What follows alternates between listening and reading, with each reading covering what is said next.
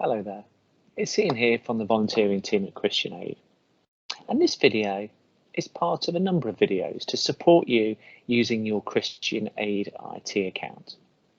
And in this video, we're going to be firstly looking at the importance of keeping data safe. I'm going to introduce multi-factor authentication to you, which is an important part of getting your Christian Aid account set up, and we'll also look at your Christian Aid login. So GDPR is a regulation across the EU which gives back control to citizens regarding how their personal data is stored and processed. It also gives them the right to challenge and amend their data. So what sort of information do we mean when we say personal data? Personal data means any information that relates to an individual, personal or professional, including name, address, email address, social network posts, medical records and photographs. Christian Aid, like many other charities, manages the personal data of lots of people who support us. And when you're using your IT account with Christian Aid, it may be that you have access to some of that data. That means all of us, staff and volunteers, need to make sure we're compliant and not breaching any of these data protection guidelines. What might happen if we don't handle data properly? Well, supporters would lose trust in us, and there could be a hefty financial penalty, up to 4% of our global turnover, or £18 million.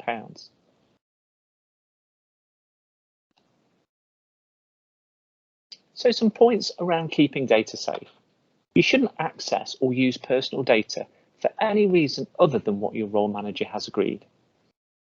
All personal data you access during your volunteering is confidential, and you shouldn't share it unless necessary to perform your role and never outside of Christian Aid.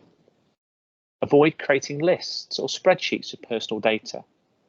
Where it can't be avoided, keep it in a secure place and/or put a password protection on it, and then delete or shred as soon as if it's no longer needed. If you're sending a mass email to non-Christian Aid staff or volunteers, you should always use the BCC function to ensure that individual details are not shared with others. One important way in which we keep data safe is by adding extra security to our IT accounts to avoid them from getting hacked. So we use something called MFA. MFA stands for Multifactor Authentication. And this means that when you try to log in to your account from a new device, including the first time you ever log in, you'll receive a code via phone or email that you'll need to input to prove it's really you.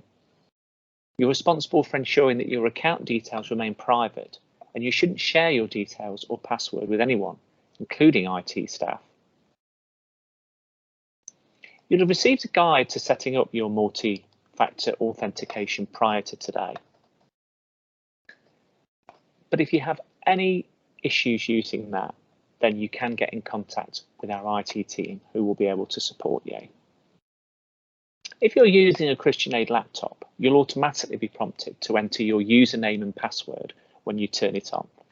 But if you're accessing Christian Aid systems from your own laptop at home, you'll do so by visiting an address on screen, christianaid.sharepoint.com. Your username, this never changes. It's your first initial and surname, all one word, plus the @christian-aid.org address.